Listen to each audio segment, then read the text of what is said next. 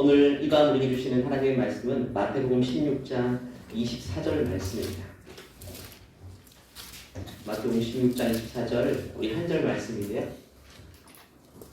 같이 합독하도록 하겠습니다. 시작. 이에 예수께서 제자들에게 이르시되 누구든지 나를 따라오려거든 자기를 부인하고 자기 십자가를 지고 나를 따를 것입니다. 아멘. 어제는 우리가 교회에 관해서 말씀을 나눴죠. 교회 하면 떠오르는 이미지가 어떤 것입니까? 이렇게 제가 설교를 시작했어요. 오늘은 주제가 가정입니다. 여러분, 가정이라는 단어, 가족이라는 단어를 생각할 때 여러분 어떤 이미지가 내 먼저 떠오르십니까? 너무 보고 싶고 너무 그립고 이 가운데 가족과 멀리 떨어져 지내신 분들은 너무 그리울 것입니다. 또 가정이라는 단어 들으면 또 쓴뿌리가 올라와서 과거의 상처가 떠오르는 경우도 있을 것입니다. 가정은 그런 것이죠. 마냥 즐거울 수 없는 것이고 마냥 행복할 수 없는 것이고 그 안에 희노애락이 다 포함되어 있는 그런 것이 가정입니다. 사실 가정이 교회이고 교회가 가정입니다. 하나님이 맨 처음에 창세기에 우리를 부르실 때 남과 여 아담과 하와를 창조하시고 개인을 주신 것이 아니라 가정이라는 울타리를 먼저 주셨죠. 그리고 이 가정이 교회이기도 하고 이 가정이 모인 곳이 또 교회이기도 하고 그래서 어제 말씀과 오늘 말씀은 사실 가정, 교회 단어만 바꾸면 똑같이 적용될 수 있는 말씀이라고 할 수 있습니다. 여러분의 가정은 어떠십니까? 지금 여러분이 자란 원 가정도 있을 것이고 여러분 결혼하고 배우자를 가지시고 또 자녀를 낳게 된 지금의 가정도 있을 것입니다. 원 가정이든 지금의 가정이든 가정하면 여러분 어떤 생각이 맨 처음 떠오르십니까? 또 어떤 기도 제목이 흘러나오십니까? 가정은 참 그렇죠. 가정 때문에 울 일도 많고 가정 때문에 웃을 일도 많고 세상에 이런 건 잘 없는 것 같아요. 자녀하면 또 어떤 이미지가 떠오르십니까? 자녀하면 내 인생에 자녀만큼 나에게 큰 기쁨을 준 존재가 없죠. 자녀가 태어났을 때 어릴 때부터 키울 때 그 기쁨은 무엇으로도 바꿀 수 없습니다. 하지만 자녀를 키워가면서 자녀 때문에 내가 고통스러울 때가 오죠. 그 고통도 다른 어떤 고통보다 더 괴롭고 힘든 고통입니다. 자녀도 그렇고 가정이라는 자체가 가장 큰 행복을 내게 주기도 하고 가장 큰 불행과 아픔을 주기도 하는 참 세상에 이런 건 없는 것 같아요. 가정은 내 기쁨의 가장 큰 지분을 차지하기도 하고 또 내 마음의 근심과 고통의 가장 많은 지분을 차지하기도 하는 것이 우리의 가정입니다. 가정 때문에 울 일도 많고 웃을 일도 그만큼 많게 되는 거죠. 요즘은 청년들이 계시지만 결혼을 잘 안 하려고 하죠. 원 가정이 아프고 상처를 많이 입었으면 가정에 대한 피해를 가지게 되고 내가 굳이 왜 배우자를 얻어서 자녀를 낳고 결혼해야 되나? 왜냐하면 아픈 기억이 많기 때문에 행복했던 모습보다는 불행했던 부분이 더 많기 때문에 굳이 내가 왜 그 길을 가야 되는가 주저하고 망설이기도 합니다. 가정은 이렇게 두 가지 양면성을 다 가지고 있습니다. 그만큼 그것이 내 인생에 둘도 없이 소중하다는 이유죠. 많은 청년들이 비혼 가정, 비혼 인생을 살게 되고 또 결혼을 해도 심지어 자녀를 낳지 않겠다고 하는 것이 오늘날의 모습이기도 한데 왜냐하면 자녀를 낳게 되면 키워야 될 부담감이 너무 크기 때문에 지금 이 토양에서는 자녀를 양육하는 것이 너무 버거운 일이기 때문에 그런데 중요한 것은요 자녀를 낳게 되면 정말 울 일도 많고 웃을 일도 많지만 그때서야 알게 되는 그 마음이 있습니다. 그것은 바로 하나님의 마음이에요. 자녀 때문에 내 모든 기쁨이 거기 몰려있고 내 모든 슬픔이 다 거기 몰려있는 하나님이 딱 우리를 바라보실 때 딱 그 모양이거든요. 주님은 나 때문에 기쁨을 이기지 못하신다. 선지자의 말씀이죠. 하지만 한편으로는 나 때문에 너무 괴로워하시고 너무 아파하시고 두 가지 양면성을 다 가지고 계신 겁니다. 우리 자녀를 양육할 때 그 느끼는 그 마음이 사실 우리가 느껴가야 될 왜 마음이냐 하면 하나님이 나를 향한 그 마음이 똑같기 때문에 그래서 우리가 자녀를 양육하게 되면서 어른이 되면서 주님의 마음을 이해하게 되면서 믿음이 깊어지고 주님의 마음을 헤아리게 되는 것입니다. 지금도 그렇지만 그 과거 어느 시대에도 가정 안에서의 관계는 쉬울 때가 없었습니다. 성경은 인류의 조상인 아담의 가정을 통해서 그 아픈 모습을 보여줍니다. 아담과 하와가 하나님이 붙여주신 둘도 없는 사이, 인류의 원형 아니겠습니까? 그런데 그 둘 사이에 죄가 들어오고 나니까 어떻게 됐습니까? 그 관계가 깨어지는데 산산조각 나죠. 왜 선악과를 먹었냐는 질문 앞에서 서로를 핑계대고 있죠. 아담은 하나님이 허락하신 저 여자라고 표현합니다. 하나님이 주실 때는 너무 감사했는데 나에게 절대적인 존재였는데 이제는 핑계될 존재가 되어버린 것이죠. 관계가 완전히 깨어고 그 자녀들 어떻습니까? 가인과 아벨 형제의 관계가 인류의 원형의 태에서 나온 그 첫 번째 두 아들이 그냥 관계가 안 좋은 정도가 아니라 형이 동생을 죽일 정도로 완전히 산산조각난 가정의 모습. 오늘날에도 찾아볼 수 없는 가정의 모습입니다. 형이 동생을 죽였다는 기사를 본 적이 있나요? 잘 찾아보기 힘든 기사죠. 그런데 우리 인류의 원형인 그 원 가정에서부터 나온 이야기입니다. 그만큼 죄가 무서운 것입니다. 또 가인이 아벨을 쳐 죽였을 때 그 이후에 하나님의 징계의 모습을 보면 부자지간의 관계도 깨어졌음을 보게 됩니다. 하나님은 가인에게 엄청난 징계를 주셨죠. 땅이 그 입을 벌려 내 자손으로부터 내 아우의 피를 받았음즉 내가 땅에서 저주를 받으리니. 창세기 4장 11절 이렇게 말합니다. 12절은 이렇게 말해요. 내가 밭을 갈아도 땅에 다시는 그 효력을 내게 주지 아니할 것이요 너는 땅에서 피하며 유리하는 자가 되리라. 엄청난 징벌이고 징계입니다. 그 집에 장남이 하나님 앞에 서서 이런 징계를 혹독한 징계를 받고 있는 그 현장에 아버지는 등장하지 않습니다. 그 일주일에 아버지는 등장하지 않아요. 상식적으로 자녀가 엄청난 죄를 짓고 징계를 받는 그 자리 아버지가 등장해야 되지 않을까요? 아버지 아담이 아들 가인의 죄에 대한 책임을 지거나 아버지가 가운데서 하나님의 호소하거나 그런 모습이 있을 만도 한데 하나님 제가 잘못 키웠습니다. 제가 아내와의 관계 속에서 옳은 모습을 보여주지 못했습니다. 뭔가 이런 모습들이 나와야 될 텐데 언급조차 없습니다. 그냥 창세기 4장 맨 마지막에는 가인이 롯 땅에서 자기의 자녀를 낳고 후손을 이어갔다. 쫓겨나서. 또 아담은 아담대로 셋을 낳았다. 각자가 자녀를 낳아서 이제는 각자의 가정으로 형성돼 버리는 것입니다. 창세기 맨 초반에 언급된 아담의 가정의 모습을 통해 성경은 모든 관계, 배우자의 관계, 부자지간의 관계, 산산조각 났다는 사실을 보여줍니다. 그 원인은 우리가 알 수 있다시피 바로 죄입니다. 지금 우리 안에 있는 그 죄의 본성입니다. 성경은 연합의 중요성을 너무나도 중요하게 이야기하는데 죄는 이 연합을 다 산산조각 내버렸습니다. 인간의 죄로 인해 모든 관계의 연합이 깨져 버렸는데 크게 세 가지로 볼 수 있습니다. 첫 번째는 하나님과 우리 사이의 연합이 깨어졌어요. 바로 교회이죠. 하나님과 우리 사이의 연합이 깨뜨려집니다. 우리가 하나님께 등 돌리게 되는 것이죠. 두 번째는 인간과 인간 간의 연합이 깨어져 버립니다. 아담의 가정을 통해서 여실히 그 모습을 보여줍니다. 사람과 사람이 대립합니다. 같은 핏줄끼리도 대립하고 서로 돌을 던지고 죽이고 반목하고 다툽니다. 그 족장들의 가정의 모습을 보면 싸우지 않는 가정이 없습니다. 다 깨어집니다. 장자권을 팔고 또 형이 또 동생을 죽이려고 하고. 세 번째는 인간과 자연과 연합이 깨져버렸죠. 인간이 자연을 파괴하기 시작합니다. 자연은 가만히 있습니까? 자연이 인간을 삼키기 시작합니다. 자연재해 때문에 물에 빠져 죽는 사람도 생기고 떨어져서 죽는 사람들이 생기고 어떻게 자연이 감히 인간을 훼손할 수 있습니까? 그런 목적으로 자연이 지어지지 않았는데 자연도 인간을 삼키기 시작한다. 모든 관계가 깨어져버린 비참한 지경을 보여줍니다. 그래서 이 죄의 문제를 해결하고 깨어진 연합을 회복시키기 위해서 하나님은 결국 당신의 독생자, 고귀하신 그 독생자 예수 그리스도를 우리에게 보내주신 겁니다. 그래서 십자가상에서 희생 제물이 되신 것이죠. 예수님께서는 사람들에게 자주 이 말씀하셨습니다. 나와 아버지는 하나이라. 요한복음 10장에서도 그렇게 말하죠. 나와 아버지는 하나다. 그 연합 사이는 누구도 깨뜨릴 수 없는 견고한 삼위일체의 연합입니다. 온전한 연합입니다. 그리고 이 온전한 연합을 위해서 예수님께서는 당신의 고귀한 피를 흘리신 것입니다.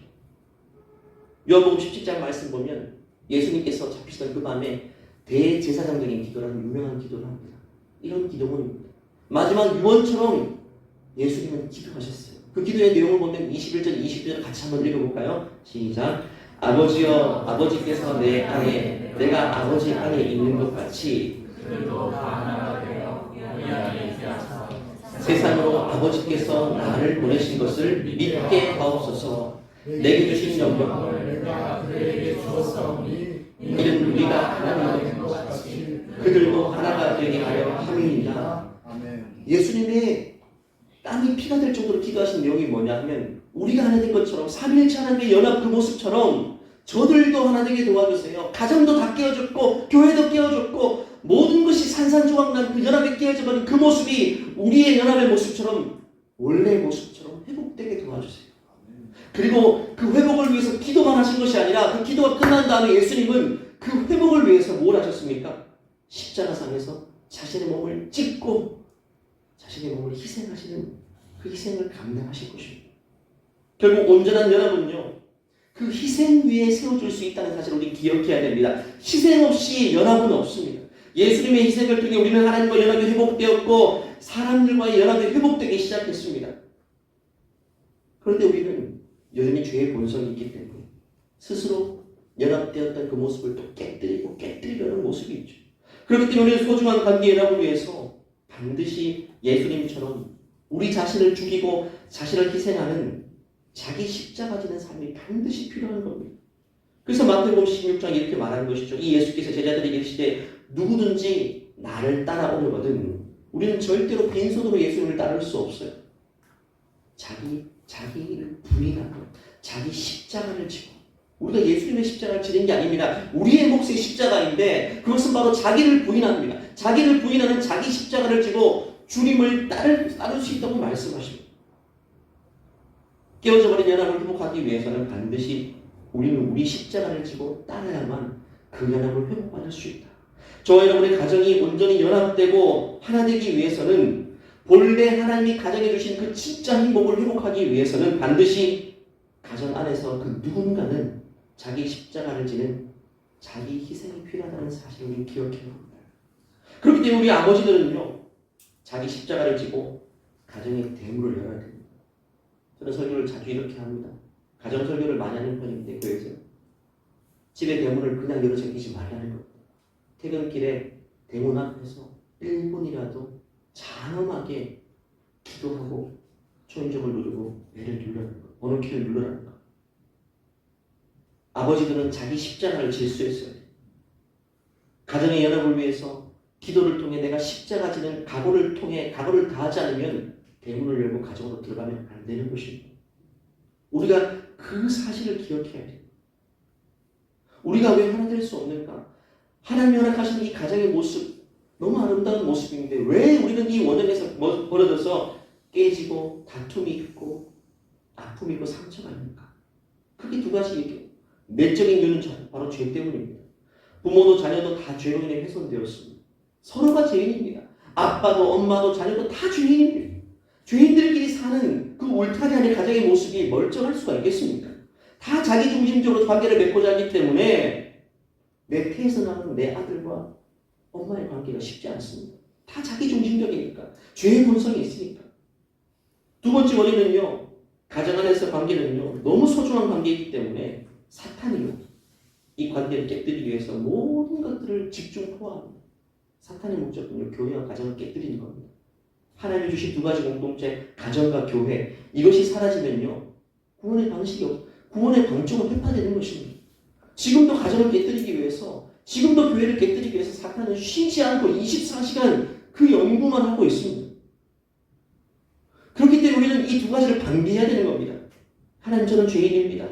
항상 저는 저중심적으로 생각하고 관계를 있기 때문에 아내와도 갈등을 있고 자녀와도 갈등을 있는데 하나님, 저를 좀 도와주세요. 이 죄의 본성을 다스려주세요. 이것이 대문을 열기 전에 우리의 기도가 되어야 될 것이고, 또 하나님, 오늘 이 악한 마귀 세력이 우리 부자지간의 관계를 깨뜨리고 있고 아내와의 관계를 격동시키고 있는데 하나님, 이 사탄의 공격에 넘어지지 않고 내가 굳건히 서 있을 수 있도록 하나님, 마귀와의 싸움에 승리하게 도와주세요. 영적 전투의 현장 속에 들어가는 것처럼 번호키를 누르고 가정 안에 들어갈 수가 있어야 됩니다. 그렇기 때문에 무엇보다 기도가 앞서야 됩니다. 세상에 좋은 책들이 참 많죠. 부모와 자녀 관계 가운데에 회복을 위해서 여러 가지 매뉴얼을 제시하는 처세술들이 많습니다. 그런데 그런 방법론적인 도움이 실제 우리에게 도움이 되나요? 절대 되지 않습니다. 거기서 거기입니다. 우리는 방법을 몰라서 길을 찾지 못하는 것이 아닙니다. 우리 안에 죄의 본성을 다스리지 못해서 길이 계속해서 스스로 가로막히게 되는 것입니다. 그렇기 때문에 우리는 기도하고 또 기도해야 됩니다. 제가 대문 앞에서 기도하는 내용이 이렇습니다. 하나님이 주신 보물 중에 보물들이 이 집안에 다 앉아 있습니다. 우리 첫째는 방 안에 앉아 있을 것이고, 우리 둘째는 소파에 앉아서 TV 보고 있을 것이고, 제 아내는 지금 음식을 준비하고 있을 것이고, 너무 소중한 보물들이 이 안에 다 있는데, 하지만 서로가 서로를 많이 아프게 하고 있습니다. 제 첫째가 중학교 2학년인데 때로는 저를 많이 아프게 하고, 또 동생을 많이 아프게 하고, 엄마를 많이 아프게 하고, 근데 일방적인 건 없죠. 저도 제 아들을 아프게 하고, 서로가 서로를 아프게 하는 말들을 쏟아넣기. 그래서 기도가 필요한 겁니다. 자녀의 관계를 통해 하나님, 나는 행복하지 못하고 좀 갈등을 겪고 있는데 너무너무 서운한데 하나님 제 마음을 다스려 주시고, 오늘도 독한 말이 나오지 않게 하시고 주님의 마음으로 우리 아이를 바라보게 도와주세요. 기도로 무장하고 대문을 열지 않으면요, 그 영적인 전쟁터 속에 그냥 우리는 패배할 수밖에 없는 것입니다. 하지만 기도하고 가정의 대문을 열기 시작하면 우리의 죄의 본성은 성령으로 인해 다스리기 시작하고, 그제서야 우리의 가정의 일어남이 조금씩 회복되어지기 시작하는 것입니다. 결국 답은 뭡니까? 한 가지밖에 없습니다. 내가 죽는 것밖에 없습니다. 십자가는요, 쉽게 말하면 죽는 겁니다. 나는 죽고 예수로 사는 겁니다. 그게 십자가 전의 삶입니다. 그렇기 때문에 내가 죽고자 한다면 모든 것이 쉬워집니다. 모든 것이 쉽게 풀리기 시작해요. 하지만 내가 살고자 한다면, 내가 죽지 않고자 한다면 모든 문제가 더 어려워지는 것입니다. 해답에서 멀어질 뿐인 것입니다. 세상은요, 이런 가르침 주지 않습니다. 제가 사춘기 자녀를 어떻게 관계 맺고 양육하는 걸 너무 많이 봤고요, 그걸 가지고 많이 가르쳐 봤지만 다 여러분 미봉책일 뿐입니다. 그냥 아프면 연고바라는 그 정도밖에 없어요. 찢겨지면 꿰매고 근본적인 해결책을 가져야지 연고바라는 걸로 해결 안 되지 않습니까? 세상의 가르침은 다 미봉책입니다. 갈등을 잠깐 돕는 겁니다. 갈등의 근원을 회복하는 방법은 세상이 제시할 수 없습니다. 아프면요, 증상에 몰두하면 안 됩니다. 원인이 되는 바이러스를 터치하도록 해야 되지, 기침이 나면 기침의 증상에 집중하기보다 그 근본 원인을 터치해요. 그게 제거되지 않으면 또다시 그 증상은 언제든지 찾아올 수 있는 것입니다.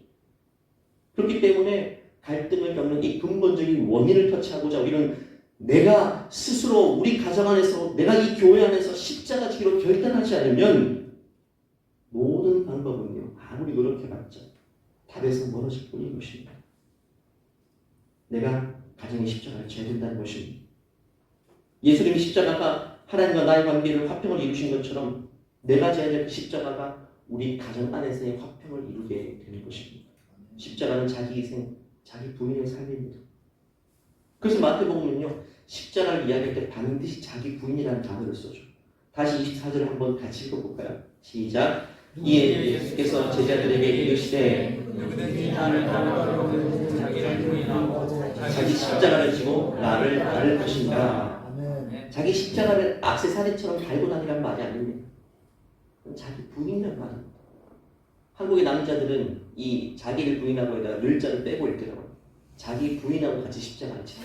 자기만 지지 말고 자기 부인에게 십자가를 지우라는 말을 그렇게 해석하면 안 돼요.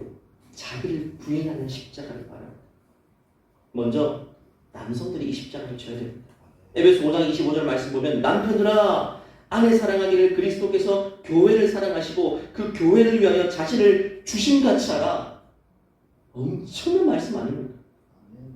예수님의 희생 모델을 맨 먼저 닮아야 될 사람들이 바로 남성들입니다. 이 자리에 남성들이 많이 계시죠. 저를 비롯해서 남성들이 죽으면 가정이 삽니다. 확실한 답입니다. 이건 1+1이 2라는 답과 똑같습니다. 진리입니다. 남자가 죽고자 하면 가정은 100% 삽니다. 여성들은 아무도 아멘을 안 하시대요. 반대로 남성들이 살고자 하면 가정은 아프기 시작합니다. 결국 나를 희생시키고 가정을 살리느냐, 내가 살고자 가정을 희생시키느냐, 그 두 가지 선택지밖에 없습니다. 우리 유교 문화 안에서는요, 가부장적인 가정의 모델 안에서는 남편이 살고 남편이 살기 위해 가정을 희생시키는 모델을, 그게 유교적인 모델이에요. 그 집에 가장 한 명 살리고 나머지는 다 죽어요. 다 십자가 되는 겁니다. 그 사람 빼고. 가정이 다 아프죠. 제가 청년사회 보고 했는데 여성들, 우리 청년들 가운데 남자에게 관심도 없고 결혼 생각도 짝도 없는 그 여자 청년들의 공통점 뭐냐면 굉장히 가부장적인 아버지를 모신 가정입니다. 아빠 엄마 관계 속에서 엄마가 너무 힘든 걸 봤거든요. 아버지가 보통 센 게 아니거든요. 억압된 그런 가정 환경 속에 자란 여성들은요, 결혼에 대한 생각도 없어요. 회의가 드는 거예요. 우리 거룩한 남성들이 자기를 부인하는 십자가를 가정에서 멋있게 지고 장렬하게 전사하는 걸 통해서 가정을 살리게 되는 이 모델들은요, 성경에 많이 등장합니다. 대표적으로 예수님의 육신인 아버지 요셉을 보는 거죠. 요셉은 자신이 정혼한 여인 마리아의 배가 불러오는 걸 느끼고 당황이 하죠. 친족 엘리사벳의 집에 몇 개월 다녀오더니 배가 불러왔어요. 얼마나 당황스럽습니까? 그 남성의 생각에 얼마나 큰 절망이 찾았겠습니까? 믿었던 정혼한 여성이 배가 불러와요. 근데 성경들은 요셉은 의로운 사람이라고 말하죠. 하나님의 의를 닮았다는 것입니다. 감당할 수 없는 상황에서 요셉은 멋있는 결정을 합니다. 그것은 바로 자신이 희생을 하기로 결심합니다. 마태복음 1장 18절 말씀 보면 예수 그리스도의 나심은 이러하니라 그의 어머니 마리아가 요셉과 약혼하고 동거하기 전에 성령으로 잉태된 것이 나타났더니 그의 남편 요셉은 의로운 사람이라 그를 드러내지 아니하고 가만히 끊고자 하여. 이 갈등 상황, 한 남성으로서 감당하기 힘든 이 상황을 어떻게 해결하고자 했냐? 바로 자신을 희생하기로 결심한 겁니다. 자신이 살고자 했다면 어떤 방법을 선택했냐면 이 사실을 공공하게 알리고 밝히고 마리아를 율법으로 재판받게 하는 겁니다. 그러면 유대사회 배경 속에서는 요셉 자신의 율법을 지킨 사람이기 때문에 저는 자기는 의롭다는 인정을 받게 돼요. 하지만 자기와 정혼한 여성은요, 처형을 당하게 되겠죠. 희생되는 겁니다. 그런데 이 남성은 그 길을 선택하지 않습니다. 자기를 희생하기로 결정합니다. 가만히 숨기고자 하는 겁니다. 내가 다 감수하기로 하는 겁니다. 이런 결정을 내렸을 때, 이런 결단을 했을 때 성경은 분명히 말한다.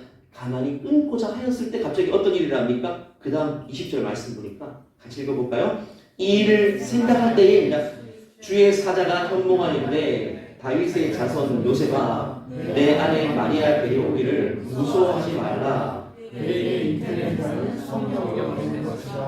아들을 낳으니 이름을 예수라 하라. 이는 그가 자기 백성을 그들의 죄에서 구원할 자신이라 아니라.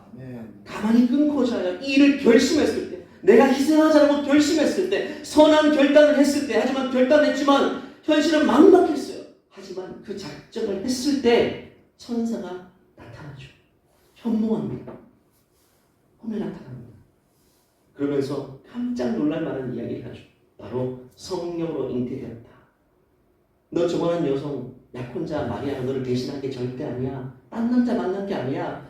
성령으로 잉태되었고 그 뱃속에 잉태된 그 생명은 바로 모든 백성을 죄에서 구원한 모든 선제로부터 예언된 그 메시아라는 사실을 이야기해 주십니다. 이 말씀 한마디로 완전히 해결된 겁니다.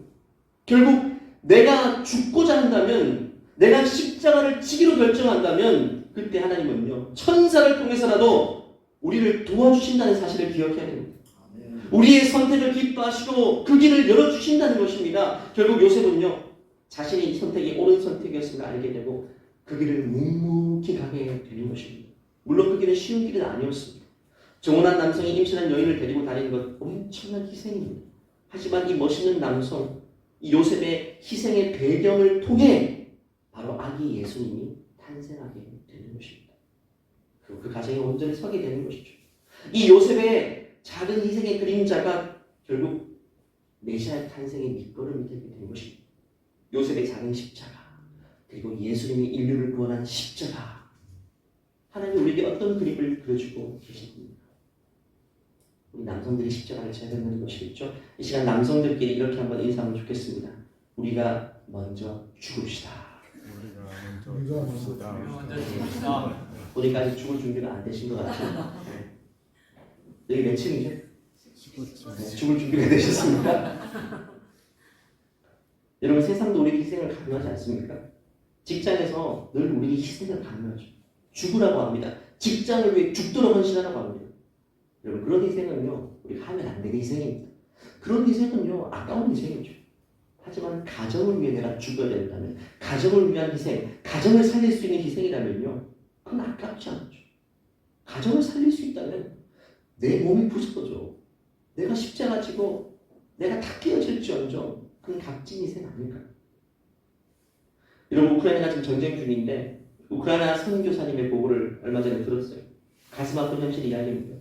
우크라이나의 수많은 가정들이 유럽 각국으로 많이 피난 갔습니다. 터키를 비롯해서 많이 피난 갔죠. 열차를 타고 엄마하고 자녀들은 갔어요. 남편들은 못 가요. 다 진입되니까.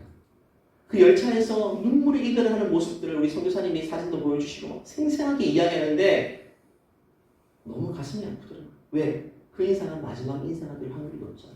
눈물바다를 본다. 눈물바다. 지금 우크라이나는요. 남성들이 거룩한 희생으로 그 나라가 유지되고 있습니다. 대부분의 남성들이 목숨 걸고 전쟁터로 나갈 수 있었던 이유는 뭐냐면요. 자기 조국 때문에 저는 아니라고 생각해요. 자기 가족 때문입니다. 내 가족 때문입니다. 내가 가족을 살려야 되기 때문에 총알이 빗발치는 현장 속에 때로는 죽을 확률이 너무 높지만 살 확률이 너무 작지만 그 속으로 내 몸을 던지는 겁니다. 내가 이 자리를 지켜야만 우리 가정이 지금 하룻밤 편하게 지낼 수 있습니다.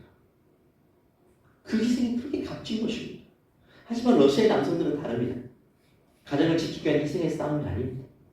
한 사람의 명분과 탐욕으로 인해 징병된 사람들은 자기 희생의 명분이 없어요. 그렇기 때문에 압도적인 화력을 자랑했지만 러시아가 우크라이나를 쉽게 이기지 못했던 이유가 여러분 전투에 임하는 자세가 다르기 때문에 전투력이 다르죠. 가정을 지키기 위해 전장에 나간 사람들 누가 이길 수 있겠어요? 죽도록 싸우는데 돈 몇 푼 용돈으로 고용된 사람과의 전투력은 비교가 안 되는 것입니다. 우크라이나는요. 가족들이 지금 다 뿔뿔이 흩어졌습니다. 저 유럽 각국으로 아빠는 전장에 있고 엄마 자녀들은 다 흩어져서 마치 그 가정은 다 깨어진 것처럼 보이지만 여러분 아닙니다. 전 세계 수많은 가정 가운데 그 가정은 더 견고한 가정들입니다. 왜? 아버지가 자기 십자가 희생을 졌기 때문에. 우크라이나는 지금 자녀와 아내들이 전국 각지에 모여서 기도의 잔을 쌓는 기도 운동이 일어나고 있다. 우리 아빠가 내 남편이 전장에서 지금 가족을 위해서 십자가 지고 희생하고 있는데 기도해주지 않겠느냐. 곳곳에서 기도의 운동들이 일어나고 있다고 합니다. 혹여나 우리 아빠가 전사했다는 소식을 듣게 되더라도 그의 자녀의 남은 평생은 가정에 대한 상처가 아닌 자랑스럽게 가정을 위해 희생하신 그 아버지의 희생의 기초 위에 그 가정은 더 든든히 서게 될 것입니다. 가족이 함께 모여 사는데 늘 다투고 반복하고 자기 십자가 지기 싫어서 자기를 주장하고 싸우고 다투는 가정보다 아버지와 동떨어져 있고 아버지가 전장에서 전사했지만 그래도 그 가정이 더 견고하게 연합되는 가정이라는 것입니다. 그만큼 자기 희생은 중요합니다.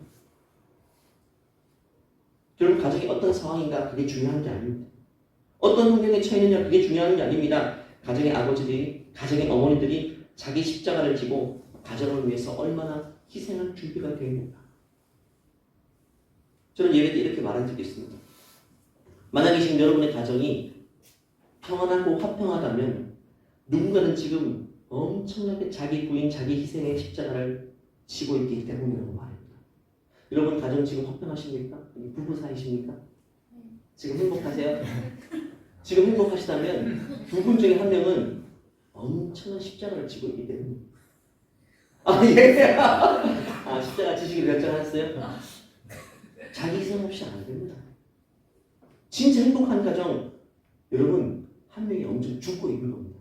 저도 저 아내와 제 표면으로 되게 행복해 보이죠? 좀 너무 행복한데 이 행복이 그냥 찾아올까요?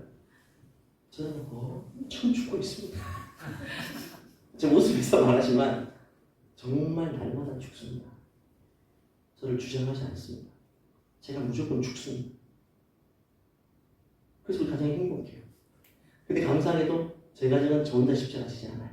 제 아내도 엄청 죽고 있어요. 날마다 자신을 죽입니다. 그렇기 때문에 마귀가 우리 가정을 틈타지 못합니다. 저희 가정은 너무 행복합니다. 사춘기 중2짜리 남자아이와 5학년 남자 아들만 둘이고 사춘기 아들이 있지만 그런 가정치고는 굉장히 웃음이 많고 행복하고 그래서 울 일도 많지만 웃을 일도 많은 그런 가정입니다. 만일 두 분 다 십자가를 지고 있다면 그 가정은 말할 것도 없이 최상의 그림으로 살아가고 있을 것입니다. 이 땅에만 하나님 나라, 천국입니다. 가정에 한 사람도 괜찮습니다. 남편, 아내 누구도 괜찮습니다. 어떤 경우에는 자녀 한 사람이 십자가 지는 경우도 있어요. 저 20살 때 예수님 진짜 믿고 나서 우리 가정 보니까 아무도 십자가를 안 지고 있어요. 제가 지기로 결정했어요. 제가 그때 하나님 앞에 기도했어요. 하나님, 제가 죽겠습니다. 내가 우리 가정의 십자가가 되겠다.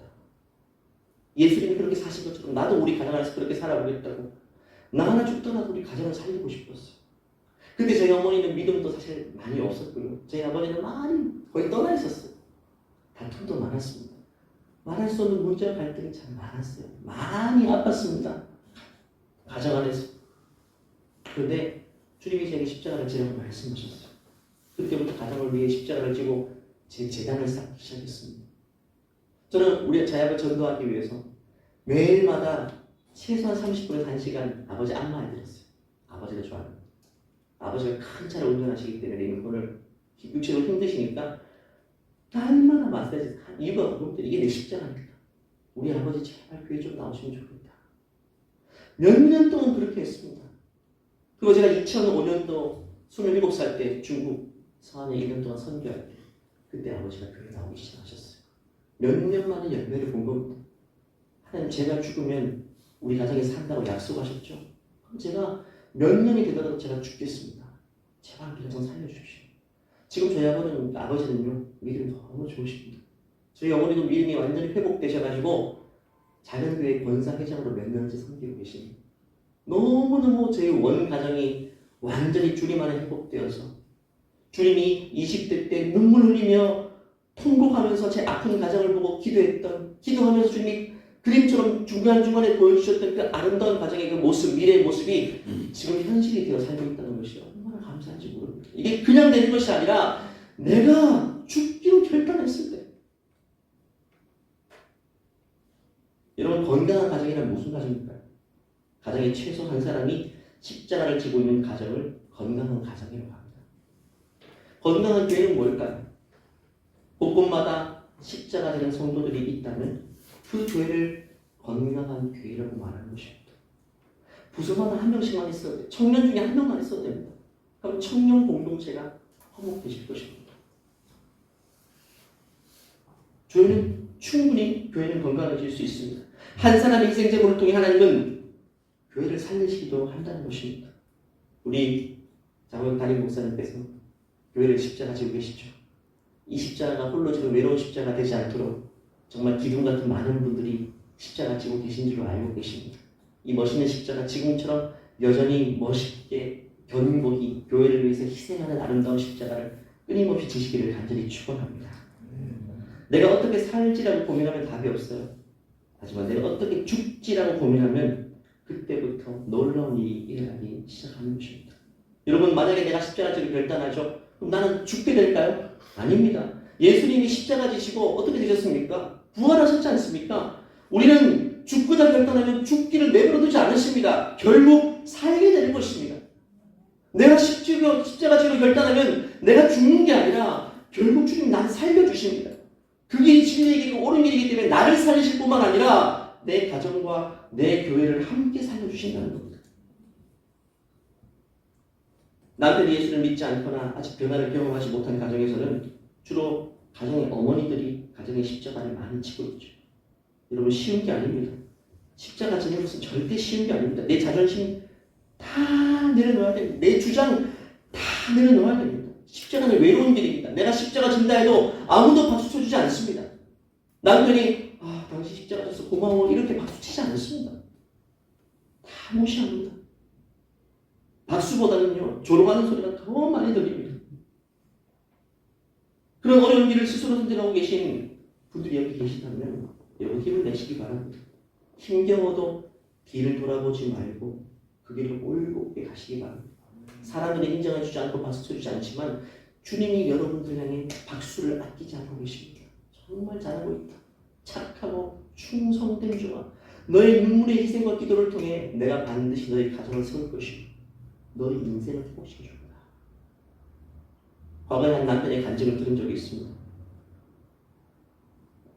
회심하기 전에 자신이 가정에 십자가를 지지 않았을 때 늘 아내에게 십자가를 지게 했던 자신의 과오를 시인하는 간증이었습니다.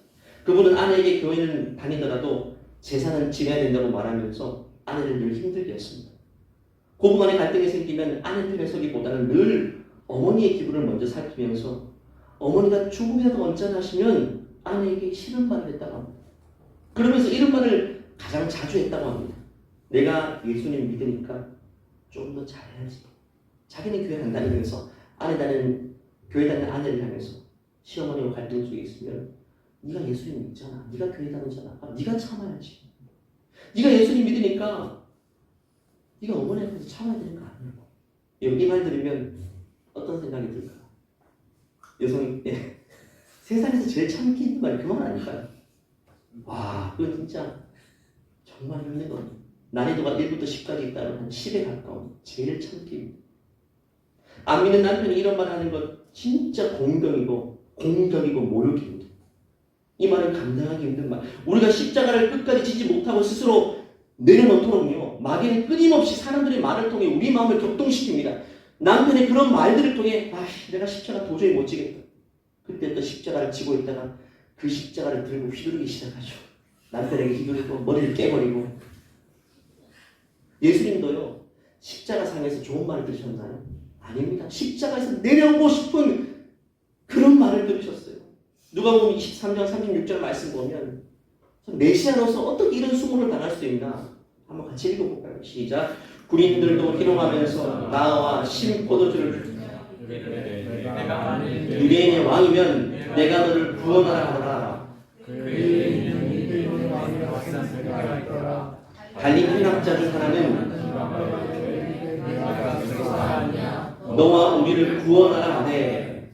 네가 왕이면 너가 너 스스로를 구원해봐. 네가 그리스도라면 너 스스로 너 힘으로 십자가에서 내려와. 너가 스스로 하나님이라고 말하면서 그 십자가에서 내려올 힘도 없느냐고 조롱하면서 옆구리를 찌르고 가시 몇 년만 씌우고 갈대로 때리고 조롱과 조소를 하고 있습니다. 심지어 옆에 같이 매달린 한 사람의 죄수도 예수님을 조롱하고 있습니다. 예수님이 정말 힘이 없어서 거기 매달려 있습니까? 순간 발끈해서 예수님께서 소리 한번 치시면 온 천지가 진동하고 땅이 그 사람들 다 삼켜버릴 겁니다. 흔적도 없이 말입니다.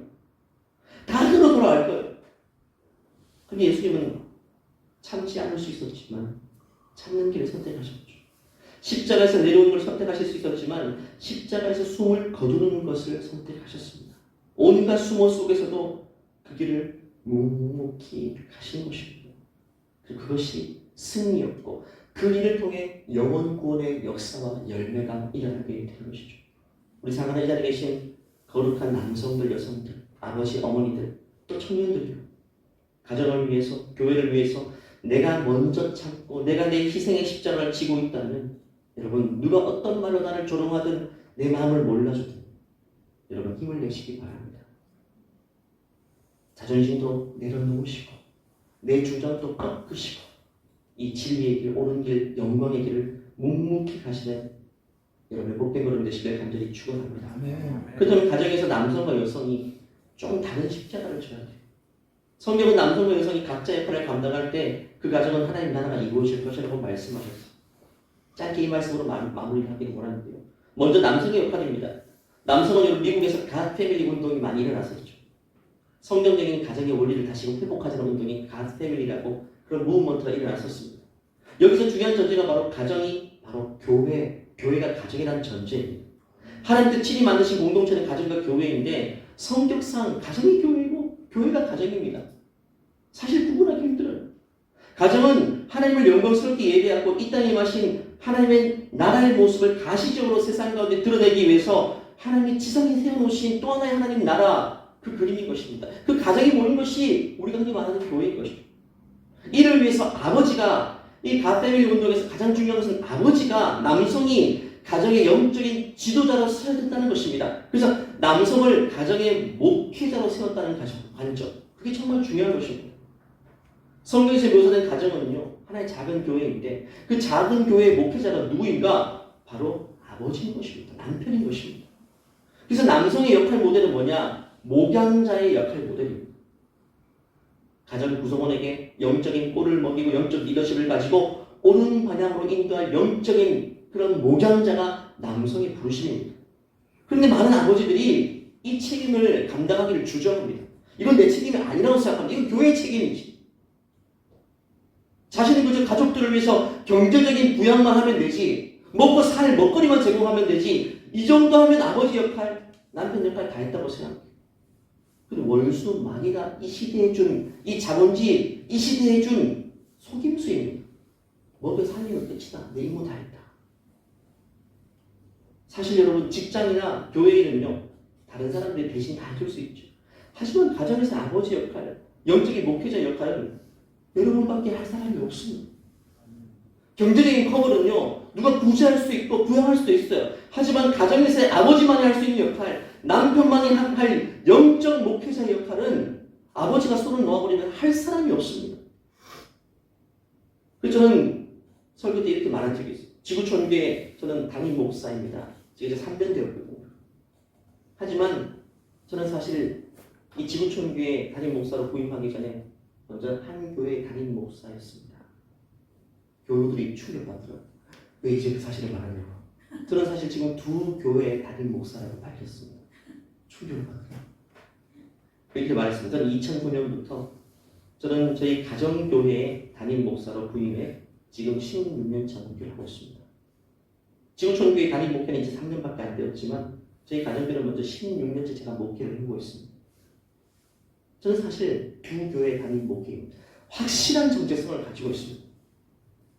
미국에 제가 2년 동안 짧게 유학 갔을 때 첫 강의 때 교수님이 해주신 말씀이 제가 좀 충격받았습니다. 이렇게 말씀하시더라고요. 다 이제 목회자들이 되기 위한 목회 박사 과정이었어요.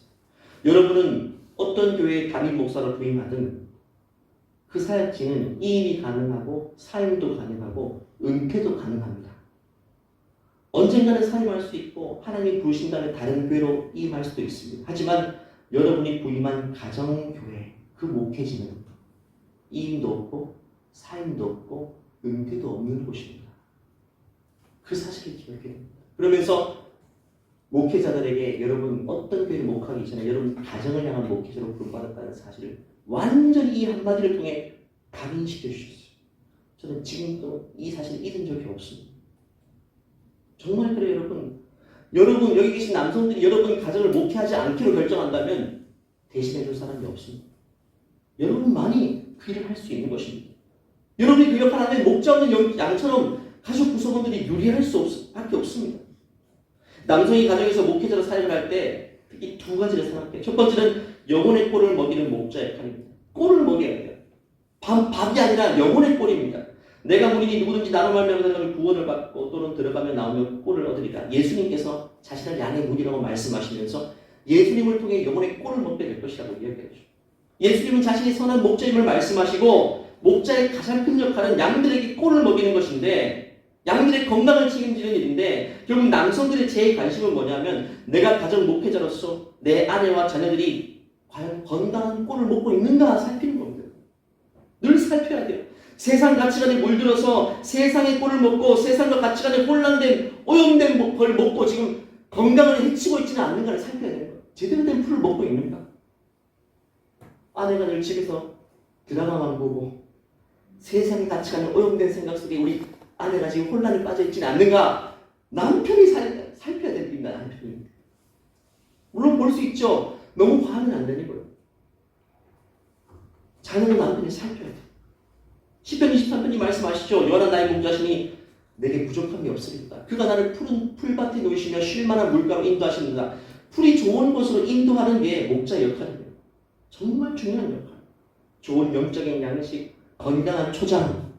내가 먼저 말씀을 곱씹어서 그 좋은 말씀들을 자녀에게 먹이는 이 목자의 역할은 남편만 할 수 있고 아버지만 할 수 있는 거예요. 여기 계신 분들 중에 자녀와 가족과 멀리 떨어져 계신 분들이 있죠. 이 물리적인 거리가 별로 중요하지 않다고 봅니다. 저는 영적인 거리가 훨씬 중요합니다. 제가 정말 존경하는 멘토 선교사님 계신데, 그건 미국 계신데 저기 호주에 있는 2 남자아이를 얼마나 영적으로 잘 목양하는지 모릅니다. 그렇게 많은 거리에 대학생을 하고 있는데 그 2 남자아이를 원거리에서 계속 목양합니다. 좋은 거 있으면 카톡 보내주고 공유해주고 피드백 받고 말씀 받고 은혜 받은 거 있으면 계속 먹여줍니다.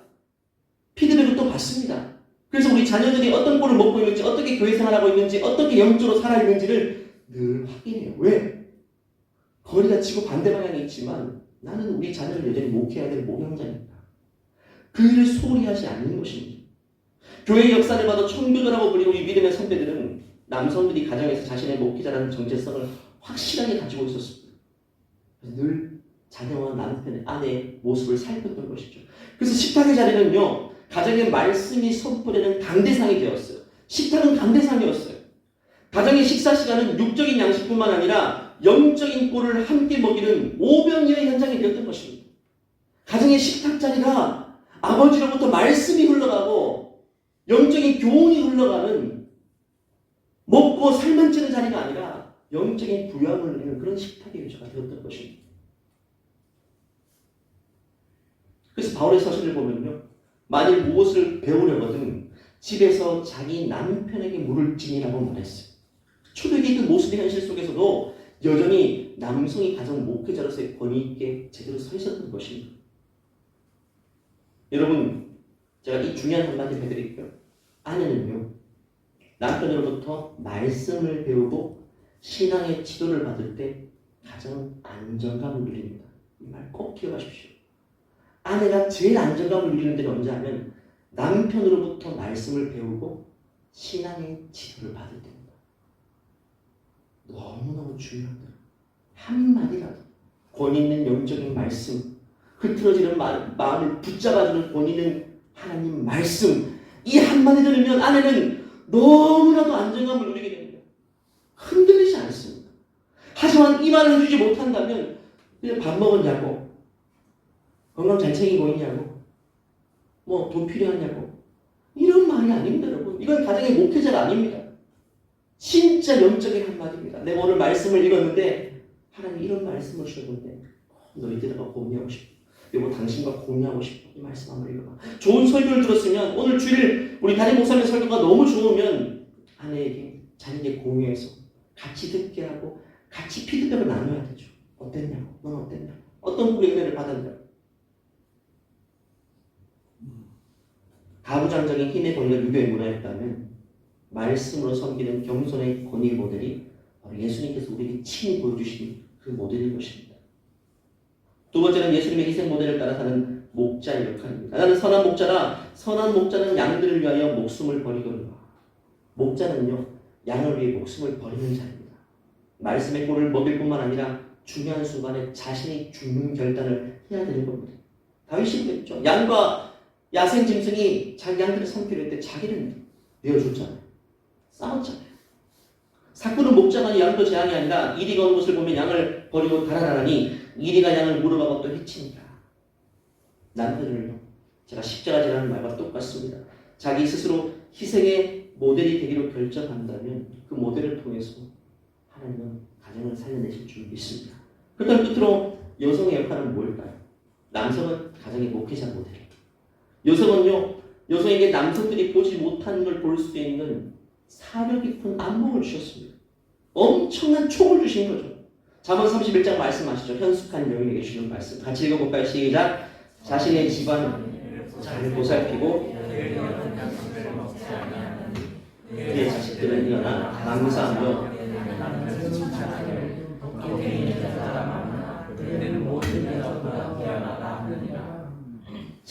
자기의 집안일을 보살핀다, 살핀다.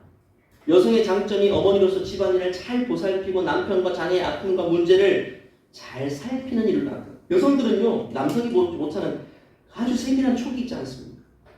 여성학자 캐롤라인 웰터스는 여성은 단순히 서로의 겉옷을 살피는 것이 아니라 모든 것을 다 살피는데 자신이 중요하다고 생각하는 우선순위대로 살핀다라고 이야기해요.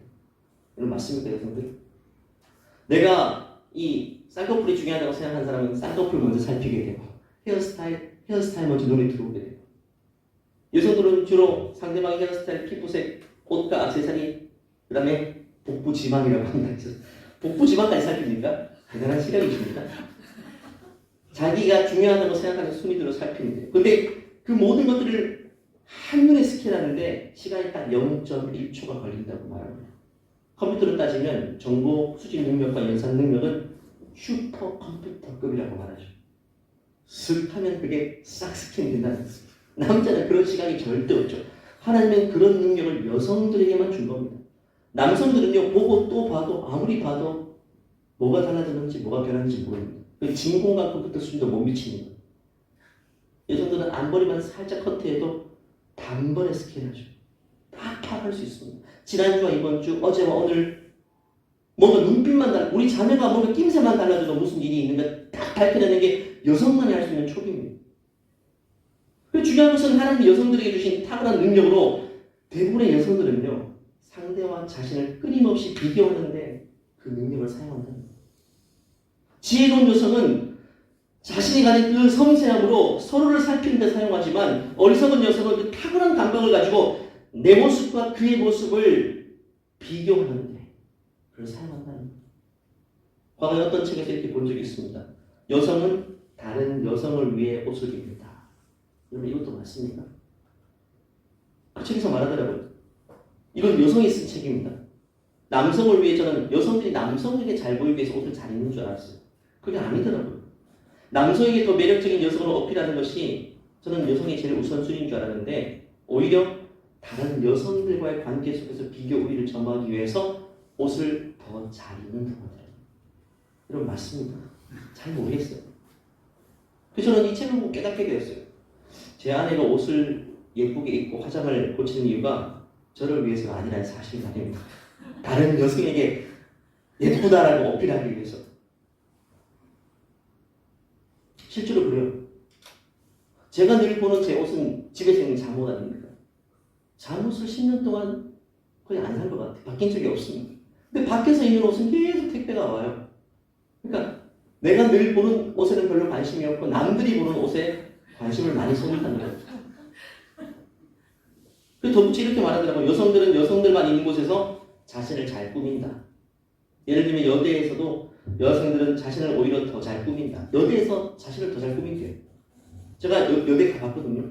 실제로 그런 것 같았어요. 여성들은 무의식적으로 자신을 계급 사회 속에 밀어넣는다. 이 한마디, 이 한 문장도 굉장히 와닿았어요. 남성들이 앞뒤 관계 파악하고 계급 사회 속에 자기를 밀어넣는 게 아니라 오히려 여성들이 더 여러 가지 비교를 통해서 나름의 계급의 사회 속에 자기를 밀어넣는다. 그런 스트레스를 감수하면서 왜 그런지 이해가 되지 않습니다. 남성들은 그렇지 않거든요. 저는 결혼 후에 아내가 살면서 조금씩 더 많이 깨닫는 것 같아요. 아내의 심리. 근데 이것은 하나님 여성이 주신 참 아름다움이고 섬세함입니다. 다른 사람의 어떤 모습을 잘 파악하는 것이 엄청난 연습 아닙니까? 노력으로 되는 게 아닙니다. 여성은 이 세심함을 가지고 뭘 해야 될까요?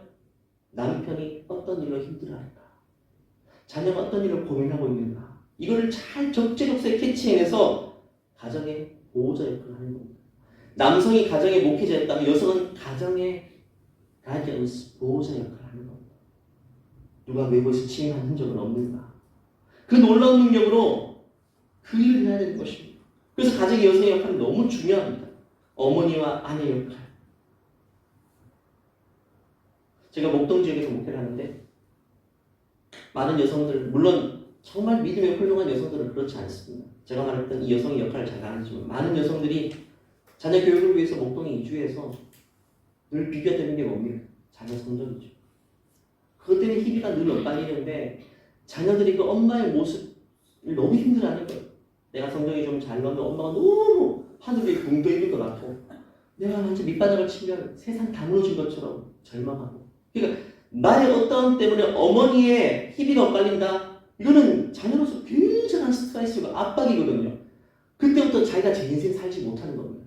누군가에게 잘 보이고 누군가를 기쁘게 해주기 위한 자기 인생. 말의 킹처럼 사는 거죠. 정말 내면에 아픔이 생기기 시작하고 질병이 생기기 시작합니다.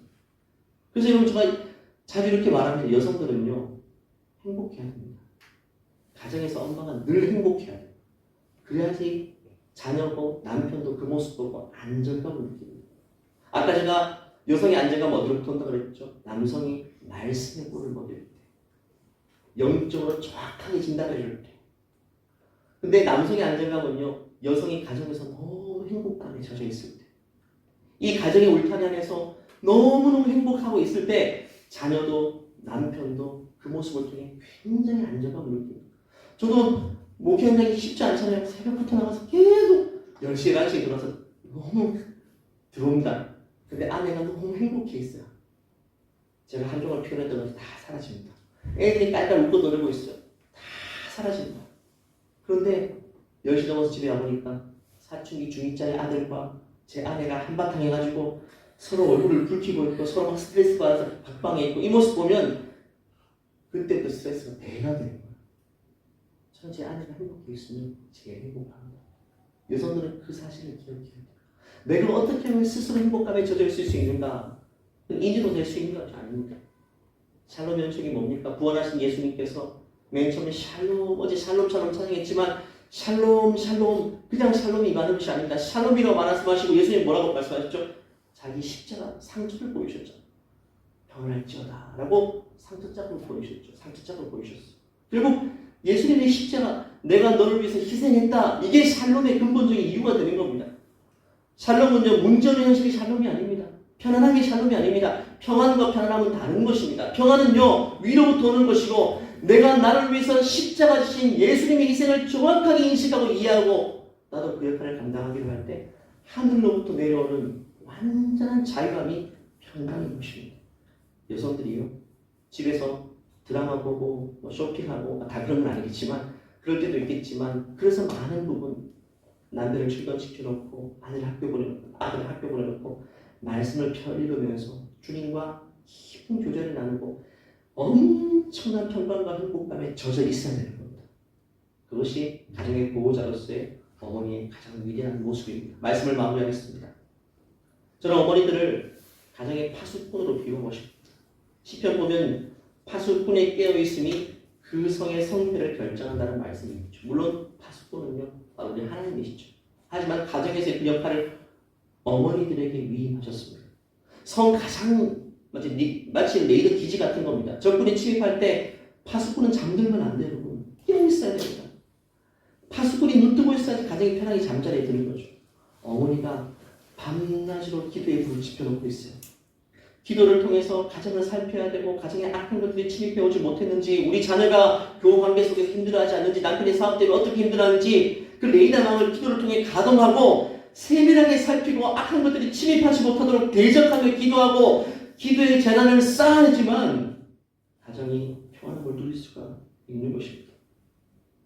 자녀의 생각 속에 침범해 오는 절망적인 생각, 남편을 좌절케 하는 여러 가지 이 시장 환경의 요인들, 결국에는 그 모든 것들이 아내의 기도 제목이 되어야 되는 것입니다. 이 자리에 계신 우리 모든 여성들이 그러한 복된 삶을 살아가게 되실 줄 간절히 축원합니다. 네. 마지막으로 한 말씀만 드립니다. 이게 실천적인 말입니다. 성경에 없는 말입니다. 제가 살아보니까요. 가족관계 안에서 내가 십자가 지는 방법, 실천적인 방법 중에 하나가 사랑한다는 말이 너무 중요하죠. 때로는 사랑한다는 말이 진짜 그렇게 와닿지 않은 경우도 많습니다. 사랑한다는 말보다 더 많이 해야 될 말이 뭔 것 같아요. 가정 안에서 자녀에게도 그렇고 배우자의 관계 속에서 그건 바로 미안하다입니다. 미안하다. 의외로 한국 남성들이 미안하다는 말을 제가 깜짝 놀랐는데 제 자막 같은 거 하다 보면 남성들 중년이 넘었는데 가족들에게 미안하다는 말을 한 번도 못 해본 분도 있더라고요. 그거 하면 죽는 것 같은 느낌이 들었다. 그럼 제가 물어봤어요. 정말 미안할 일이 한 번도 없었습니까? 라고 물어보니까 그건 아니에요. 미안할 일이 너무 많았는데 미안하다는 말을 한 번도 해본 적이 없대요. 사랑한다는 말은 형식적으로 해본 적은 있대요. 어렵지. 근데 여러분 사랑한다는 말, 이 사랑으로 들리기 위해서는 미안하다는 말이 먼저 밑바닥에 깔려야 돼요. 저는 미안하다는 말 한 8번 정도 하고 사랑한다는 말 2번 정도 하면 제 경험상 저도 우리 자녀에게 하는 말이 미안하다는 말밖에 없어요. 미안하다, 미안하다. 제 아내에게도 마찬가지입니다. 실제로 미안합니다. 내가 그 역할을 제대로 못해서 말입니다. 내가 바쁘다는 핑계로 자녀를 보살피지 못할 때도 있고 내가 교회를 목양하지만 가정을 제대로 목양하지 못할 때도 있기 때문에 늘 미안한 마음이 있습니다. 미안하기 때문에 미안하다고 말하는 것입니다. 그래서 제가 미안하다고 말을 많이 하니까 우리 아이들이 건강해지는 것 같아요. 건강해지는 것 같아요. 아버지와의 격이 없어지는 것 같아요. 그래서 너무너무 감사합니다. 제일 중요한 것은 미안한 일이 만들지 않는 게 제일 좋지만 더 중요한 것은 미안한 일을 만들 수밖에 없는 우리 현실이라면 진심으로 미안하다, 사랑한다는 말을 통해서 우리가 멋있게 가정의 목회자로서, 가정의 보호자로서 엄마 아빠로 살아가는 그 모습을 보여주는 것이 주님이 기뻐하시는 일이 아닐까요?